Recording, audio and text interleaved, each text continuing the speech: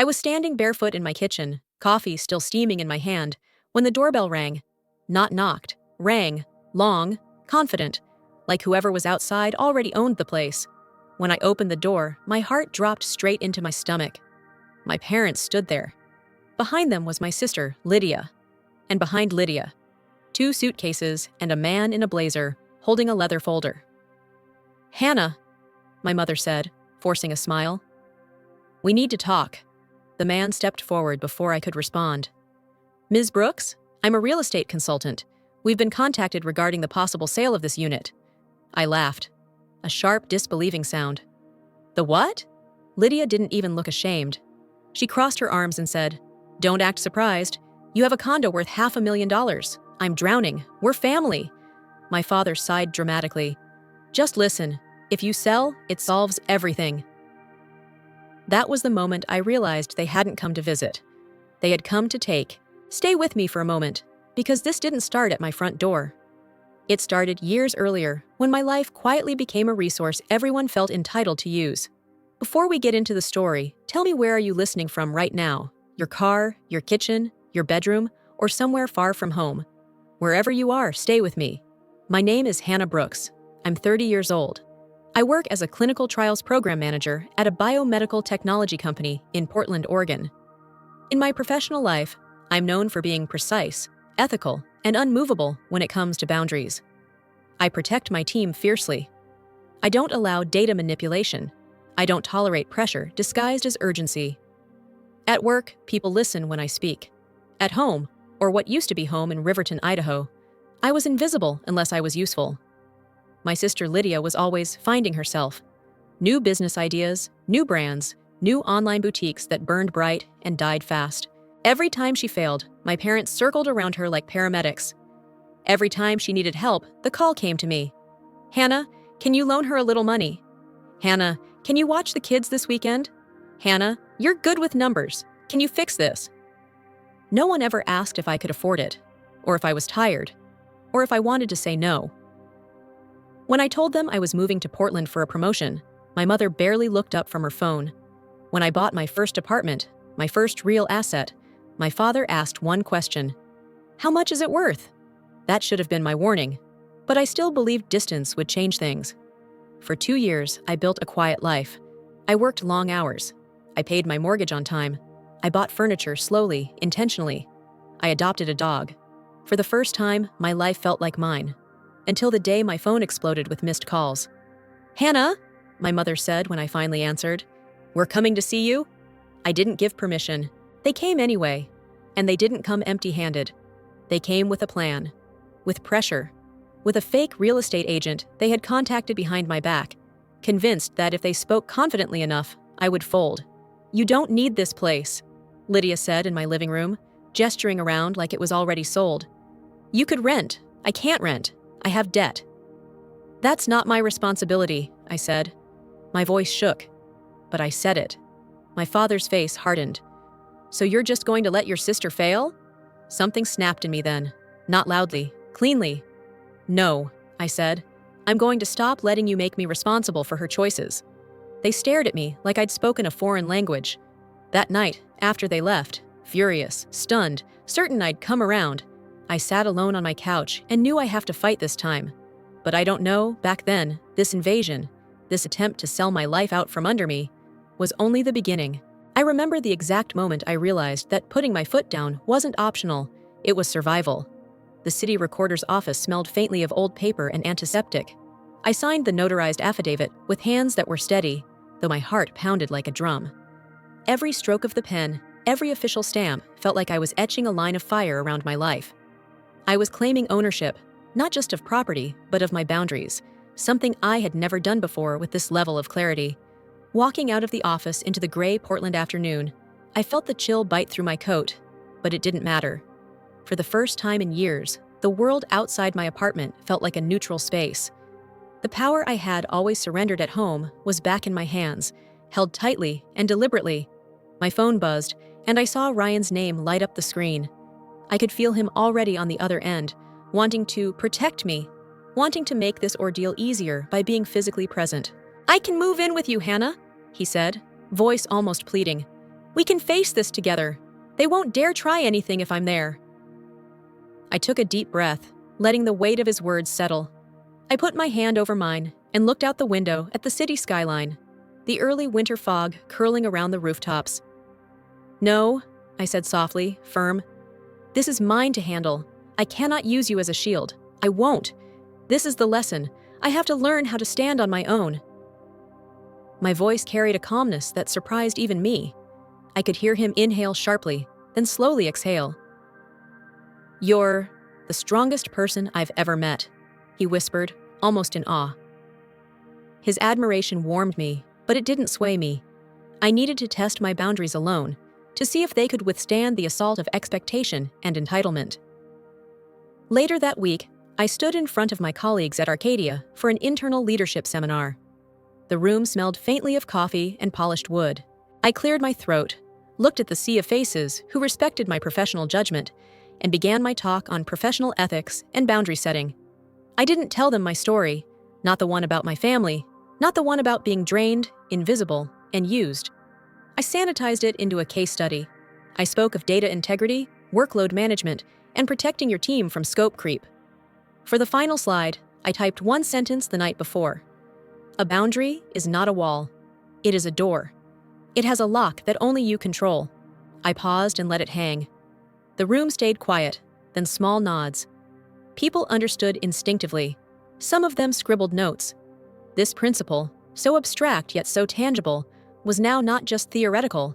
It was living in my decisions, the echo of every no I had whispered to my family in private. After the seminar, I returned to my apartment, a small, sunlit loft in Portland, where everything belonged to me. Ryan had dropped by with Pip, my tiny schnauzer, who barked happily at the sight of me. I sat on the couch, letting the calm wash over me. I had enforced a legal and psychological firewall around my life, and it was working. Every object in the apartment, every corner, every key and lock was a statement. I decide who enters, what I share, and when I share it. That evening, I found myself reflecting on the quiet power of boundaries. It wasn't aggression. It wasn't retaliation. It wasn't avoidance. It was clarity. It was respect for myself. I thought about the family I had left behind, about Lydia and her endless demands, about the intrusions I had survived, and I understood. This moment, standing alone with the city below me, was the first time my life truly belonged to me. I made a decision then to carry that lesson forward. Every email I sent, every phone call I answered, every request I evaluated would be filtered through this lens. Does this respect my boundaries? Does it align with my values? Does it honor my autonomy? The world outside my apartment felt infinite, and for the first time, I was the keeper of the gate, not a servant to someone else's need. Ryan came over later to cook dinner, but even then, I reminded him gently, "I don't need a shield. I'm standing. You can sit, enjoy. But this is mine." He nodded, silently proud, and I knew he understood. In that apartment, with the smell of roasted garlic and the winter air creeping through the window, I felt the first real taste of freedom. Not the kind you demand from others, but the kind you claim yourself. And for the first time in a long time, I smiled without guilt. I was finally building my life on my terms, and no one could touch it. The Saturday afternoon I had chosen felt heavier than usual, even in the neutral beige of the community room. The sunlight slanted through the high windows, casting long rectangles across the polished floor. My phone buzzed one last time with a reminder. Family would arrive in 10 minutes. I took a deep breath, feeling the familiar tightening in my chest, and set my briefcase on the table. Inside were all the documents I'd meticulously prepared over the past week. The memorandum of boundaries lay on top, clipped with the notarized affidavit from the city recorder, a legal and symbolic declaration of everything I would and would not allow. When they arrived, mother, father, Lydia, and the two girls, I could see hesitation ripple through them. They weren't marching in as they had before, entitled and sure of their authority. They looked cautious. My mother's hands were clasped in front of her, Lydia's posture rigid, almost defensive. Ava and Mia stood close to their mother, whispering, holding on to each other. I smiled faintly at the girls. "Hi, Ava. Hi, Mia," I said, letting my voice soften just enough. "Good to see you. How was your flight?" They answered in quiet, clipped whispers, obedient for once. I gestured toward a small table in the corner. "You can read these," I said, placing 2 new graphic novels beside the ones I had brought last time. "Anything you want, sit here away from the main table and enjoy. I'm proud of you for following the rules." The girls nodded eagerly, moving to the corner, eyes lighting up with genuine interest. I let them be. At the main table, the adults took their seats. I sat at the head, placing my briefcase in front of me. I opened the timer app and set it for exactly 60 minutes, pressing start. Every eye in the room followed the digital countdown. I was in control. This was my protocol. "All right," I said, my voice steady, professional. "You have the floor. Start." The first 10 minutes crawled by in agonizingly polite, sterile conversation. My father talked about the weather in Riverton. My mother asked about the mountain outside the window. Lydia didn't speak at all, hands folded, her gaze fixed on the table. I watched their reactions closely, noting every twitch, every hesitation. Then, predictably, Lydia broke. Her voice was low, hard, but rising with frustration. "I just don't get it," she muttered. "You had all this, your condo, your career, everything, and you left us. You left me to drown." I didn't flinch. I didn't interrupt emotionally. I held up one hand, palm out. "Strike 1, I said evenly. "Condition A has been violated. We are not discussing the sale of my property. Any further mention will be treated as a violation of the protocol." My words were calm, clinical, like reporting a breach at work. My mother gasped, hands flying to her face. My father's shoulders sagged. Lydia froze, wide-eyed. They were witnessing the power of a boundary for the first time, and it was immediate, enforceable, undeniable. I slid the stapled packets across the table to each of them. "This is how we will move forward. Read it carefully, understand the affidavit attached, reflect on your choices, your past actions, and the line you almost crossed. If you agree, you will sign. If not, our relationship will pause indefinitely. That is the consequence." I could see their minds racing. My mother's lips pressed together, trembling. My father reached for his copy slowly, as if it were a foreign object. Lydia's hands hovered over the paper, her usual confidence gone, replaced by an unspoken reckoning. The timer ticked on, relentless. Finally, I spoke again. "This meeting is not about past grievances.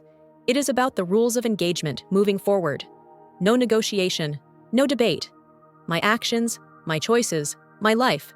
These are not open for discussion. You will read, understand, and decide." The room was quiet except for the faint click of the timer. I watched as they absorbed every word, every clause, every line. It was tense, electric, almost sacred. For the first time, I could see the weight of my autonomy reflected in their faces, and I felt the quiet satisfaction of control I had never allowed myself before. I leaned back slightly, observing. Ava and Mia were absorbed in their books, perfectly calm. The adults sat in rigid, silent contemplation, each processing the new order of things. I was no longer the endlessly available resource. I was the keeper of the rules, the architect of this interaction, and the first line of defense for my life. And in that moment, as the timer counted down, I realized I was no longer negotiating for attention, compliance, or gratitude. I was reclaiming space, asserting boundaries, and teaching consequences in the clearest way I knew how. The protocol was alive, and I was finally the one holding the keys. That night, I scrolled through my phone and froze. Lydia had posted a video, her face red and swollen from tears, speaking directly to an unseen audience. She painted herself as the abandoned victim, betrayed by the wealthy sibling who had everything while she struggled. Her words dripped with drama and urgency, and I could feel the familiar rush of anger building in my chest, the old instinct to defend myself publicly. But I didn't. I didn't reply. I didn't comment. I didn't even share a word on social media. Instead, I composed a short, clinical email. No emotion, no judgment, just facts. I told her that if the public narrative continued, I would release my own evidence, documents, and records. My intent was clear. This was a legal and ethical boundary, not a social argument.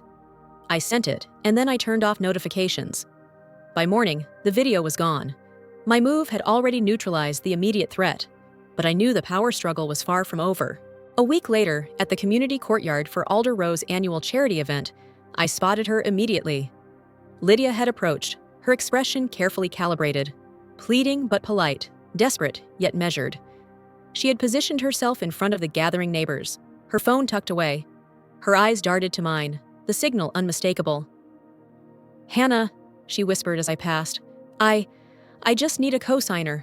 Just a loan. Your name, nothing more." I paused mid-step, taking in the small crowd around us. The light caught the silver railing of the stage, glinting, and I realized she had chosen the most public place possible to leverage peer pressure. People were smiling, watching, oblivious to the tension simmering between us. I met her gaze evenly. "This isn't the place for financial negotiation," I said calmly, voice carrying across the subtle murmur of the crowd. "We're not discussing loans here, Lydia. I am not your cosigner, and I am not funding this for you. Not now, not ever. Ye." Her lips parted, a faint gasp of shock.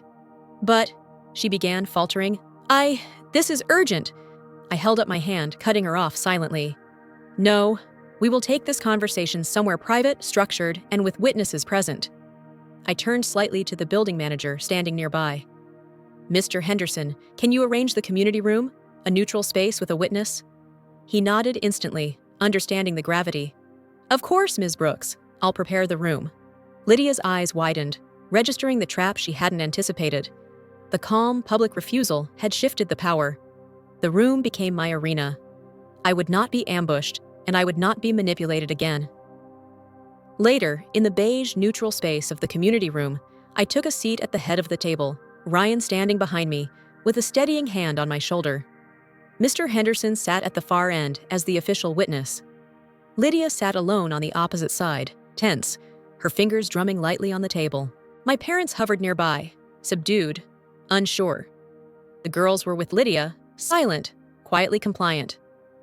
I opened my briefcase and laid out the thick binder labeled Evidence, followed by the clean, bullet-pointed memorandum of boundaries. "Lydia," I said, my voice calm but firm, "your recent attempt to solicit a co-signature in a public setting violates the protocol. This is the first warning.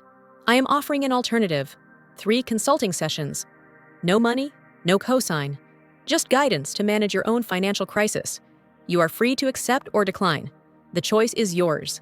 Her eyes flickered, anger, surprise, and disbelief mingling. I didn't know," she stammered.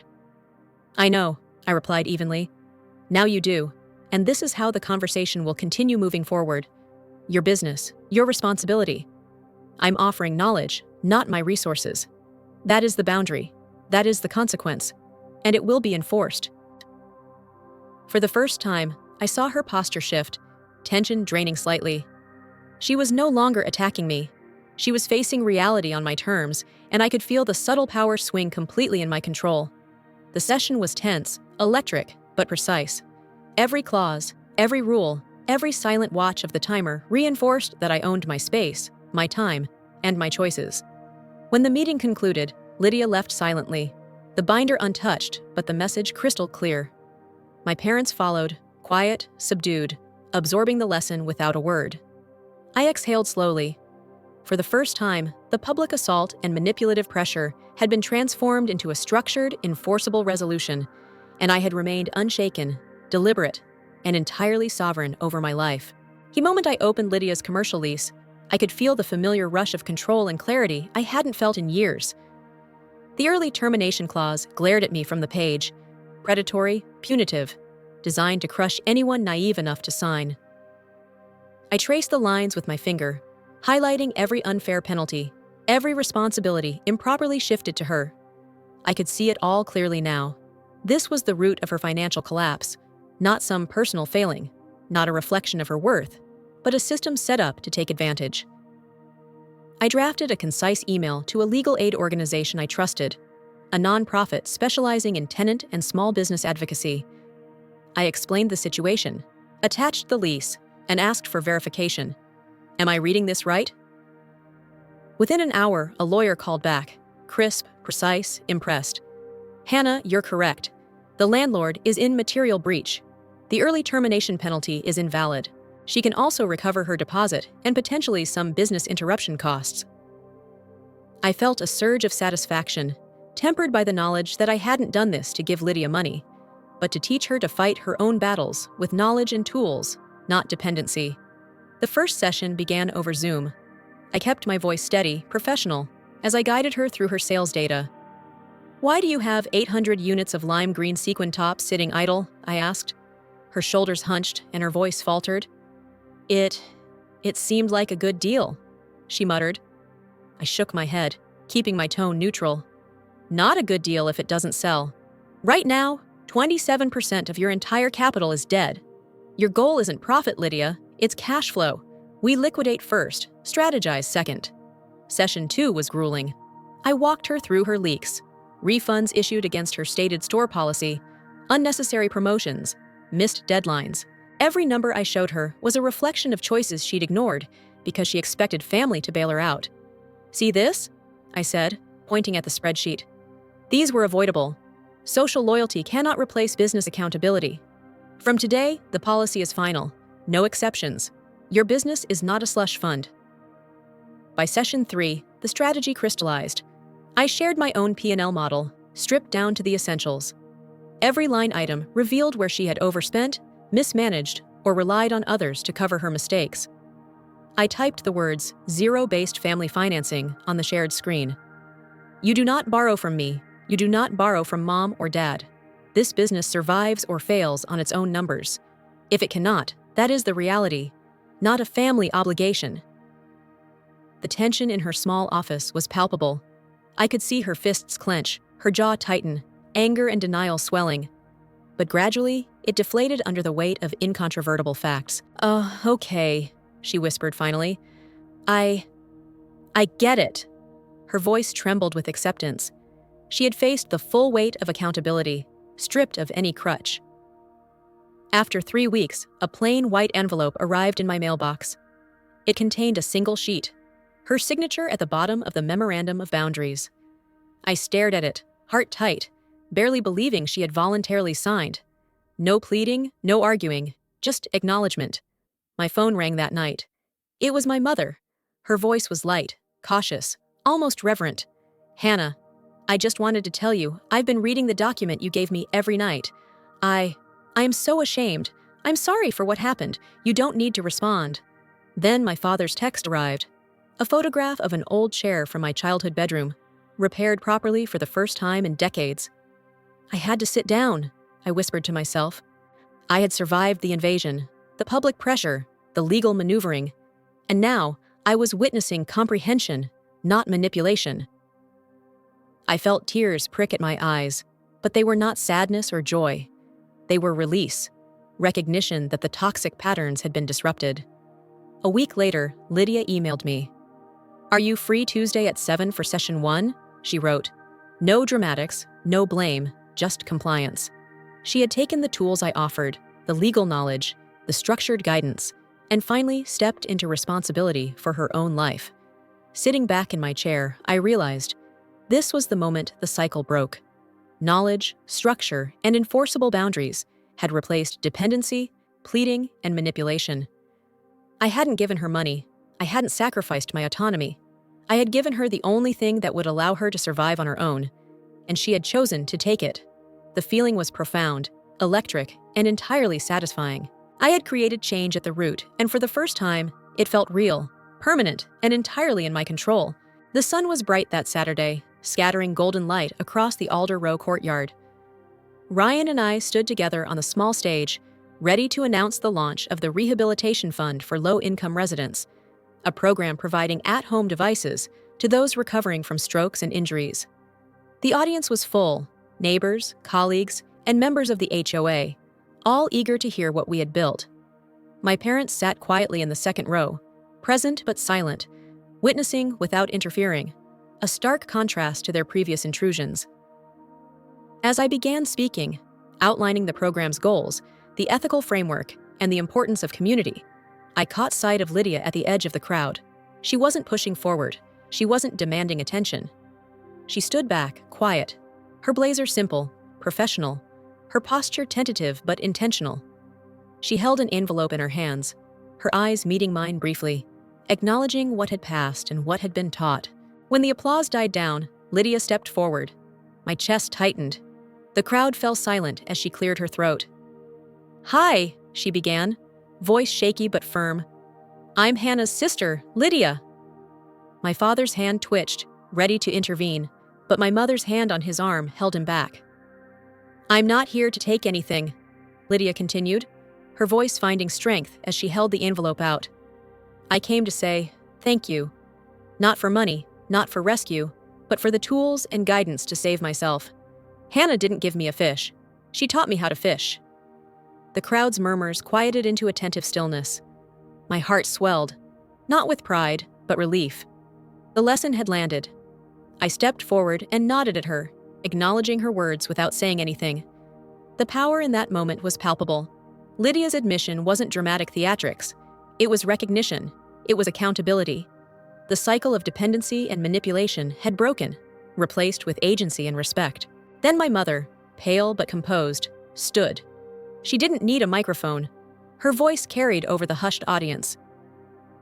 "Hannah, when I first saw what you built, I thought it extravagant, unnecessary. But now I see, this is your life, your choices. It is beautiful, and I will always ask permission before stepping into it again." She bowed slightly, a gesture of humility and respect I had never witnessed before. I felt a release, a validation not of victory over them, but of the respect and space I had fought for and earned. Ryan stepped beside me, holding out a pair of oversized silver scissors. The ribbon stretched across the small roped-off alcove of the courtyard glimmered in the sunlight. I smiled, feeling the weight of every struggle, every boundary set, every lesson taught. I took the scissors, our fingers brushing, warm and real, and lifted them to cut the ribbon. A single snip echoed, sharp and decisive, and the crowd erupted in applause. This was more than a ceremonial gesture. It was the tangible mark of sovereignty, a life lived on my terms. My phone buzzed once in my pocket. A text from my mother. "Hello, darling. We are proud. May we drop by next Saturday just to visit?" A second text from my father. "We're bringing your favorite honey cakes." I looked at Ryan, smiled, and typed back, "Yes, that would be lovely. Thank you for asking first." I didn't open my wallet. I didn't hand over a key. I opened the door on my timing, for the right people, under the conditions I set. The courtyard was alive with warmth, laughter, and community, a stark contrast to the tension and fear that had once defined family interactions here. I took a deep breath, savoring the first true freedom I had claimed for myself, the certainty that my choices, my boundaries, and my life were mine to hold. And to everyone who has listened to this story from start to finish, I want to wish you a Merry Christmas and a joyful holiday season. Remember, you have the right to your own boundaries, your own choices, and your own life. If this story inspired you, please like this video and subscribe to hear more stories from women who have reclaimed their lives, faced their struggles, and taken control on their own terms.